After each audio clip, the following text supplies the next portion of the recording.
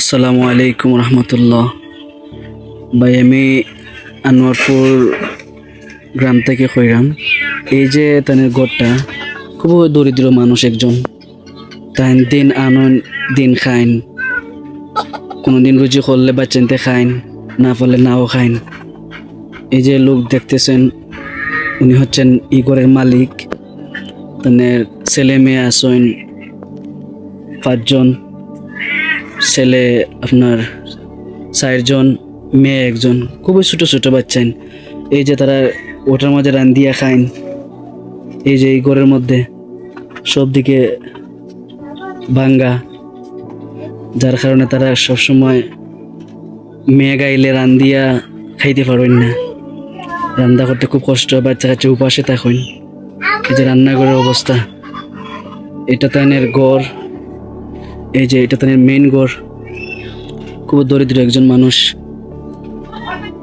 আর এই ঘরের মধ্যে বাচ্চা কাচ্চা নিয়ে তারা থাকেন। এই যে এদিকে বাঙ্গা, এবার আপনার অনেক কিছু ঢোকার সম্ভাবনা আছে। তাদের তৌফিক নাই, যার কারণে ঘরটা বাঁধতে পারতেছেন না। এই যে তাদের ঘরের ভিতর, এই যে তাদের ঘরের দরজা, এই দরজাটাও ভাঙ্গা।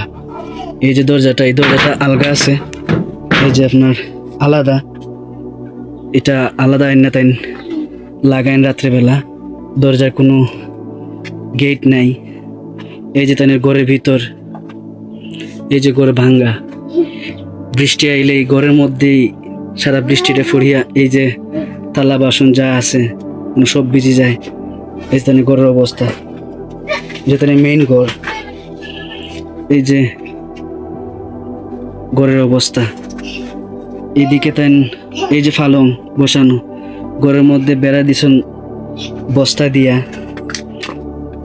এই যে তাদের ঘরের ভিতর, এই যে তাদের ছেলে মেয়ে আছে সবই। এখানে 3 জন আছেন, মেয়ে আর 2জন ছেলে, আর 2 ফুরুতা একটু বাহিরে গেছেন, যার কারণে তারা দেখাইতে পারতেছে না। এই যে তাদের ঘরের ভিতরের সাইডটা, এই যে দেখুন ঘরের ভিতরে খুবই একজন দরিদ্র মানুষ। এই যে ঘরের অবস্থা, সব ভাঙ্গা ঘর। একজন তার প্রতিবন্ধী ছেলে, একজন প্রতিবন্ধী, কথা বলতে পারে না। তার বয়স প্রায় 14 বছর চলে। কোনো সময় কথা বলতে পারে না। এটা চিকিৎসার জন্য তার বাবার কাছে টাকা নেই, যে এই টাকা দিয়ে ছেলেকে চিকিৎসা করাবে। এই যে তার ঘরের ভিতর, এই যে আলমারিটা, এই আলমারির মতো দেখা যাচ্ছে, এই আলমারিটা একজনের দেওয়া, যে তারা কিছু ওইটা কাপড় চোপড় রাখেন। এই যে ঘরের ভিতরে দেখতে পারতেছেন, ঘরের বাহির দেখা যায় ঘর থেকে। এই যে অবস্থাটা দেখুন আপনারা। এই যে ঘরের ভিতর, আমি আপনাদের সামন সাইডে দেখাইতেছি। এটা ঘরের ভিতর, এই যে সারা ঘরের ভিতর।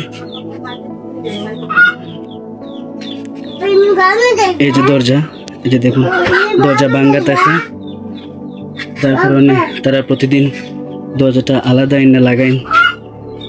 এই যে দেখতেছেন দরজাটা সারাই ভাঙ্গা।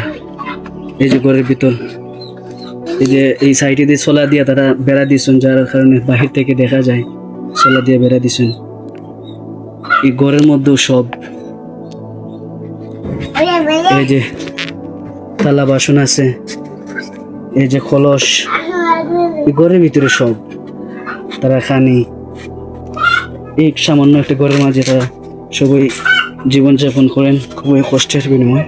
আমি আপনাদের সামন সাইডে দেখাইতেছি। এই যে সামন সাইডের ঘরের অবস্থাটা দেখুন। এই দেখুন ঘরের অবস্থাটা খুবই শোচনীয়। তারা অন্যের বাথরুমে গিয়ে বাথরুম সারেন। একটা বাথরুম, নিজস্ব বাথরুমও নাই, একটা বাথরুম যাবে। এই যে তাদের আরেক বাড়ির বাথরুম, লাগা বাড়ির বাথরুমে গিয়ে তারা অন্য বাথরুমও যায়। এই যে তাদের ঘরের অবস্থা। এখন আমরা এই ঘরের মানুষ, যে লোক যে আছে তার সাথে একটু কথা বলবো। আসসালামু আলাইকুম, আপনি একটু কথা বলেন। আসসালামু আলাইকুম রহমতুল্লাহি ওয়া বারাকাতুহু। আলহামদুলিল্লাহ, আসলে আল্লাহ তালা ভালো রাখছো, আপনারও আল্লাহ তালা সুস্থ রাখছো। আসলে আমার তো বাচ্চা কাচ্চা ছোটো ছোটো, আর আমার নির্ধারিত কোনো আপনার আয় উন্নতি নাই। আল্লাহ পাকে যে হালতে এখন এখন থেকে আবার করে আল্লাহ তালা রুজু করিয়া খাওয়াই। আর এই ঘরটা খুব দুর্বল, এই মেঘ বৃষ্টি আইলে বাচ্চারা খুব ভয় করে, তারপরে মেঘ সেট করে। আমি এই ঘরটা নতুন করে তোলার মতো আমার সামর্থ্য নাই।